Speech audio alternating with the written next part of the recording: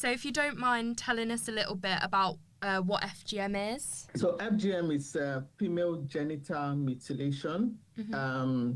Is the cutting of the female private area. And FGM is an English terminology. For cultures where FGM is being practiced, there'll be other terminologies they know it by, but a general one that most women will understand is cutting. So how important is it to address not just the physical impact, but the emotional impact of the campaign?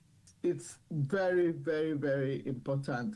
For majority of women that are victims of FGM, the physical part they tend to cope better with in the long run, but the emotional part is the one they live longer with, and it's very difficult to deal with. For most women, it is a feeling of being let down by the people they trusted the most, and knowing that the age where FGM is carried out is mainly between 0 and 13-year-old. So at that point, the girls cannot speak out or defend themselves. And for some women, it's a feeling of not being complete. It kills their confidence. And what I've found out is because of this trauma and the emotional trauma, most of the time, victims of FGM end up suffering from domestic abuse. Part of the package we offer to women who are victims of FGM is psychotherapy sections. It's an opportunity to talk about their experiences, how it makes them feel, and at least try as much as possible to bring back that confidence. Is it quite a prominent issue in the UK then? It is becoming a prominent issue in the UK. What main kind of challenges does Women's Aid face trying to get the word out to people and offering the support? Language barrier is one.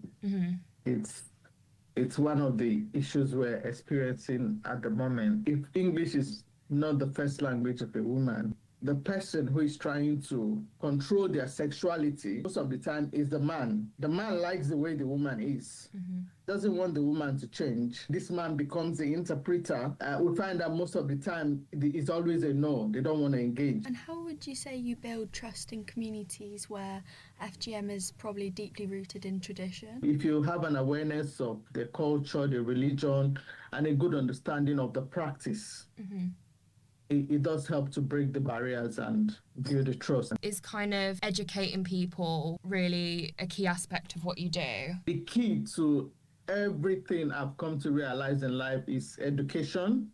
So if you educate, you equip the individual better to be able to deal with the issue. You help the woman to build that confidence. You educate them, you equip them.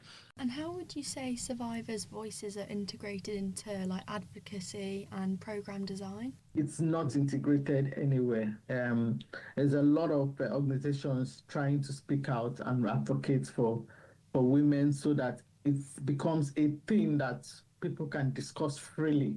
But the good thing is in Coventry at the moment, we're delivering a lot of awareness sections to professionals. So with the Women's Aid, with any campaigns, and you said kind of raising awareness, is there anything you do to promote more of a social change rather than just kind of a short-term awareness? My job is mainly community-based. It's all about networking. I have lots of drop-in sections in town.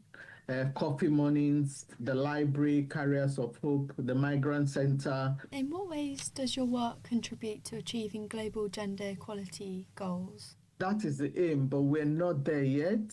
We're trying to involve the men in most of our training sections, in most of our drop-in sections as much as possible. But it's not an easy subject, and especially for certain cultures. So what are kind of the main aims kind of going forward, maybe in the next year? Is there anything in particular that you're looking to implement? I'm looking at, because I've been attending webinars, and I have come across other organizations, other bodies that are supporting women with FGM and trying to advocate on behalf of women in London. So it's trying to partner with them so that we can have more sections, more webinars, more awareness sessions.